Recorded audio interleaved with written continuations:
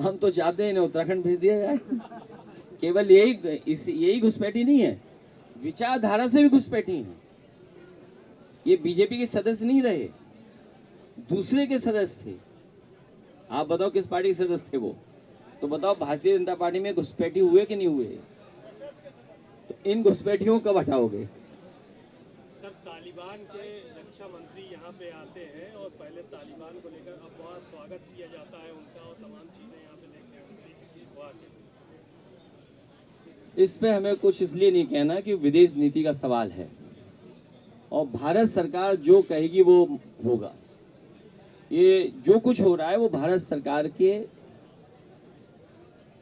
अंतर्गत और पूरे प्रोटोकॉल के साथ हो रहा है।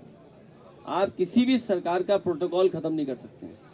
ये हमारे मुख्यमंत्री ना समझे, कुछ जानते ही नहीं है, इसलिए विधानसभा में कुछ कह रहे थे।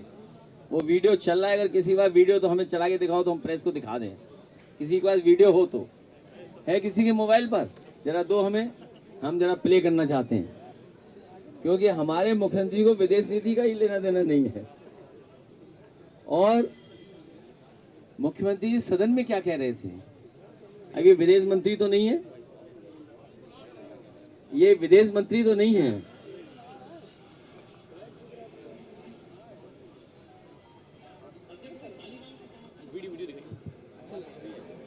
ऑडियो सुनिए।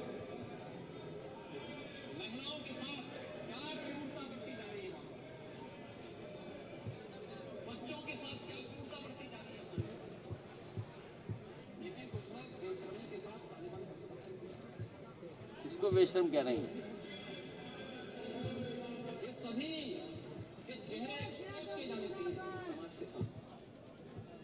ये हमारे मुख्यमंत्री जी किसको बेशर्म कह रहे हैं? ये जनता जागरूक है, और ये ज़माना चैट जीपीटी का है, सोशल मीडिया का है। किसी भी रीच को आप रोक नहीं सकते हैं, हर व्यक्ति जानता है। तो अगर इस तरह की भाषा इस्तेमाल की जा रही है तो मुख्यमंत्री जी को धरना देना चाहिए दिल्ली में जाकर के। मैं तो कहूँगा कि मुख्यमंत्री जी को दिल्ली में जाके धरना देना चाहिए, और खासकर वहाँ पर धरना देना चाहिए जो घुसपैठियों की बात कर रहे हैं। हरियाणा के एडीसी ने कई सारे आरोप लगाए थे, जिसके बाद वहाँ के डीजीपी को हटाया गया। हालांकि उनका पोस्टमार्टम अभी तक नहीं हो सका है। एक 6 सदस्यीय जांच टीम गठित की गई। मामला बेहद गंभीर है और इस पूरे मामले को लेकर के अब सवाल भी खड़े हो रहे हैं। उनकी पत्नी कल प्रेस कॉन्फ्रेंस करना चाह रही थी, उन्हें मीडिया से बात नहीं करने दिया। जाति को लेकर के एक चिंता का विषय है। डॉक्टर राममनोहर लोहिया ने भी जाति तोड़ो और जाति खत्म हो। बाबा साहब भीमराव अम्बेडकर जी ने भी जाति को लेकर के कानून तक बना दिया, और आज भी हम लोगों को देखना पड़ रहा है कि कहाँ जाति के आधार पर भेदभाव हो रहा है। और उसकी वजह से जो सुनने में आ रहा है कि उसी की वजह से एक आईपीएस की जान चली गई। आईपीएस की जान जाना, सुप्रीम कोर्ट में जूता फेंकना, कथावाचकों को बाल काट देना, उनको अपमानित करना, वाल्मीकि समाज के नौजवान को पीट पीट के मार देना, और अभी बंथरा में जिस तरह घटना हुई है, ये समाज में हो क्या रहा आखिरकार? और ये आज की सरकार कर क्या रही है? आखिरकार सरकार केवल पॉलिटिकल काम कर रही है, जनता को न्याय नहीं दे रही है, जनता के दुख दर्द को नहीं समझ पा रही। इसीलिए आने वाले समय में आप देखेंगे कि पीडीए के लोग जागरूक हो चुके हैं, और आज के दिन जब डॉक्टर राममनोहर लोहिया को हम लोग याद कर रहे हैं, उनकी सप्त क्रांति को याद कर रहे हैं, तो संकल्प लेते हैं कि पीडीए समाज को सम्मान दिलाने के लिए, राजनीतिक और आर्थिक रूप से उन्हें गैर बराबरी से निकालने के लिए हम लोग जन जन में जाकर के, जनता के बीच में जाकर के समर्थन लेकर के सरकार बना करके पीडीए समाज को और सामाजिक न्याय के राज के स्थापना के लिए हम लोग संकल्प लेते हैं। इन्हीं शब्दों के साथ पत्रकार साथियों को बहुत बहुत धन्यवाद देता हूँ।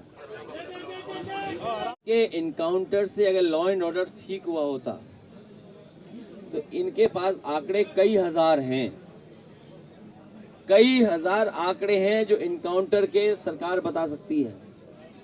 जो काम पुलिस को ठीक करना चाहिए, जिन अच्छे अधिकारियों को जिम्मेदारी देनी चाहिए, उन अधिकारियों को जिम्मेदारी सरकार नहीं दे रही है।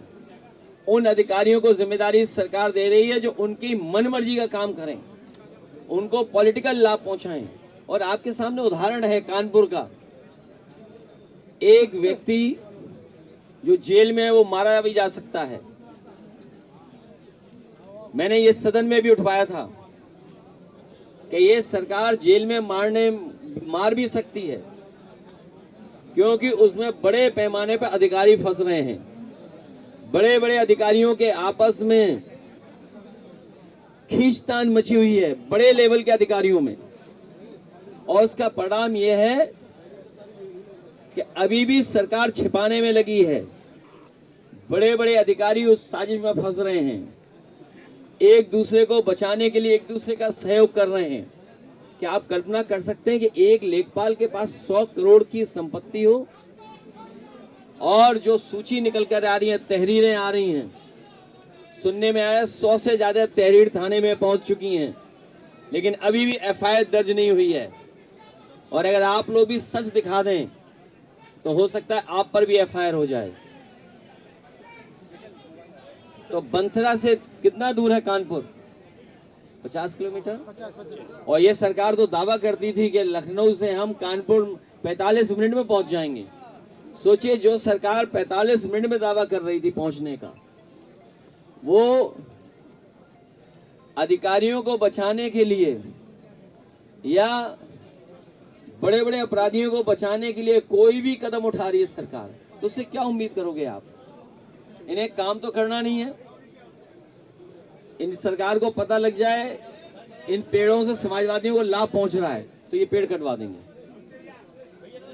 ये जेपीएनआईसी जो बेचने की कोशिश कर रहे थे, मैं एक बार फिर बधाई देना चाहता हूं। अच्छा, अगर अभी हम मन मना ले जाने के लिए जेपीएनआईसी, कैसे रोक लेगी पुलिस? तो लेकिन हम लोग जाना नहीं चाहते हैं, हम उसको बेचने से रोकना चाहते हैं। और यहाँ अधिकारियों से ही बाद में पूछ लेना कि इससे अच्छी बिल्डिंग कहीं नहीं देखी होगी उन्होंने। ये तो गांव से बेचारे भर्ती हो गए बहुत सारे साथी, इन्होंने इतनी ऊंची बिल्डिंग भी नहीं देखी होगी। ये आधुनिक, और मैंने सुना है कि कुछ लोग कह रहे हैं कि ये लग्जरी या हिंदी में जो शब्द है उसका इस्तेमाल कर रहे हैं। वो नासमझ लोग हैं, वो नासमझ लोग हैं। उन नासमझ लोगों के लिए हम कुछ कहना नहीं चाहते हैं, लेकिन भ्रष्टाचार, बेईमानी, नाइंसाफी, गैर बराबरी सरकार में बढ़ी है। सर, बिहार के इलेक्शन को लेकर के आज एनडीए अपनी सीटें घोषित कर सकता है, क्या उम्मीद करते हैं? अब उसमें हम क्या कहेंगे? हम ये चाहते हैं कि इसी तरह की खुशहाली आए, समाजवादी सरकार बने। आज तो एक ही पार्क दिखाई दे रहा है। ये राम मनोहर लोहिया जी के नाम पर पार्क नेताजी के समय पर बना था, और ये पहला पार्क बना था जिसमें उदाहरण दिया गया था कि एक भी पेड़ काटा नहीं गया था। पहली बार ट्रीज ट्रांसलोकेट किए गए थे, और उसके बाद छोटे लोहिया का बड़ा पार्क बना है जनेश्वर मिश्र जी के नाम पर, जेपीएनआईसी बनाया जयप्रकाश जी के नाम पर, और रिवर फ्रंट लखनऊ की सुंदरता बढ़ाने के लिए बनाया गया था। इस सरकार में केवल काम खत्म करना, रोकना और काम कैसे बर्बाद किया जाए वो कोशिश चलती है। सर, ओम प्रकाश यादव कह रहे हैं एनडीए में अगर हमें सीटें बिहार में नहीं मिल रही है तो अपने 52 प्रत्याशी पहले फेज में उतार देंगे। वो चुनाव लड़ने की तैयारी में है। आप लोग फिल्म तो देखते होंगे ना, फिल्में। हालांकि कई बार साइड हीरो भी बड़ा फेमस हो जाता है। हीरो के साथ भी साइड हीरो होता है, विलेन के साथ भी एक साइड विलेन होता है। अब ये आप लोग तय करो, क्योंकि सरकार खुद सामने नहीं आना चाहती है। सरकार खुद बचती है चीजों को लेकर के। आरक्षण छीना जा रहा है, विदेशी कंपनियां बुला करके पूरा बाजार उनके हाथ में दे दिया जा रहा है, और स्वदेशी की बात कर रहे हैं। याद रखना, भारतीय जनता पार्टी के लोग ये मुंह से स्वदेशी हैं, मन से विदेशी हैं। ये मुंह से स्वदेशी बात करेंगे लेकिन मन से विदेशी हैं। और अगर इन्हें अपना व्यापार बचाना है देश का, या स्वदेशी अपनाना है, तो चीन जैसे देश से सबसे ज्यादा व्यापार क्यों हो रहा है? चीन जैसे देश से व्यापार क्यों हो रहा है? पूरा इलेक्ट्रॉनिक बाजार उनके हाथ में दे दिया है। हमारा किसान अभी भी लाठी खा रहा है। बताओ, ये तो हमारे पत्रकार साथी बंथरा की लॉ एंड ऑर्डर की समस्या पूछ रहे हैं, लेकिन सच्चाई है कि कोई किसान आज खाद नहीं पा रहा है। खाद को लेकर के किसानों की जान चली गई, उनके परिवार के लोगों की जान चली गई, और सरकार खाद नहीं दे पा रही है। बताइए, जो सरकार कहती थी आय दोगुनी कर देंगे, वो किसानों को खाद नहीं उपलब्ध करा पा रही है। हर जगह लाठी चल रही है। गन्ना किसान सरकार की तरफ देख रहा है कि कीमत बढ़ाई जाएगी, लेकिन बढ़ाई नहीं जा रही है। ना महंगाई को रोक पा रहे हैं, और महंगाई को इसलिए नहीं रोक पा रहे हैं क्योंकि ये उद्योगपतियों से मिलकर के मुनाफा कमाना चाहते हैं। जब मुनाफा कमाएंगे तो महंगाई कैसे कम होगी? ये मुनाफा कमाने दे रहे हैं, और मुनाफा इसलिए उद्योगपतियों को कमाने दे रहे हैं जिससे इन्हें चंदा मिल सके।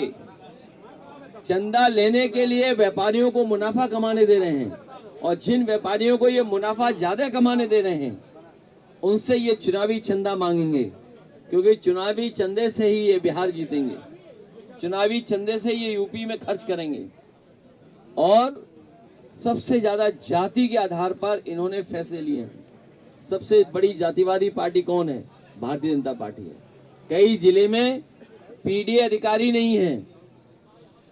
एक जिला मुझे समझ में आया, कई जिले ऐसे हैं जिसमें अभी तक पीडीए का अधिकारी ही पोस्ट नहीं हुआ है।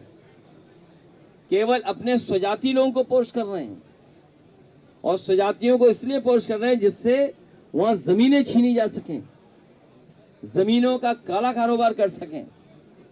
समाजवादी पार्टी बहुत जल्दी दलितों के ऊपर, और जिस तरीके से लॉ एंड ऑर्डर को लेकर के बड़े पैमाने पर जनता को परेशान किया जा रहा है, उनकी सूची बना करके, और जिले जिलों में भारतीय जनता पार्टी ने जो जमीनें कब्जा की हैं, सबसे बड़ी भूमाफिया पार्टी अगर कोई है तो भारतीय जनता पार्टी है, उसकी भी सूची बनाने का काम करेंगे। और कानपुर तो एक उदाहरण है जहां पर एक लेखपाल के 100 करोड़ का ही मिला मामला।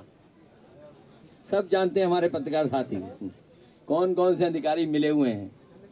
ये जितने हमारे प्रयास के लोग मुस्कुरा रहे हैं वो सब जानते हैं कौन कौन अधिकारी एक दूसरे से मिले हुए हैं। कौन एक दूसरे को नीचा दिखाना चाहता है। सर, गृहमंत्री अमित शाह ने मुस्लिम पर एक टिप्पणी करते हुए कहा है कि घुसपैठ के कारण मुस्लिम आबादी बढ़ी है, और उसके आंकड़े भी उन्होंने साल दर साल जारी किए हैं, जिस पर कांग्रेस ने सवाल उठाए। कहा है कि 11 सालों से आप क्या कर रहे हैं? ये भारतीय जनता पार्टी के पास सब फर्जी आंकड़े हैं। अगर भारतीय जनता पार्टी के आंकड़े मानोगे तो डूब जाओगे आप। जो लोग पलायन के आंकड़े दे रहे हैं, हमारे यहाँ भी घुसपैठी हैं यूपी में।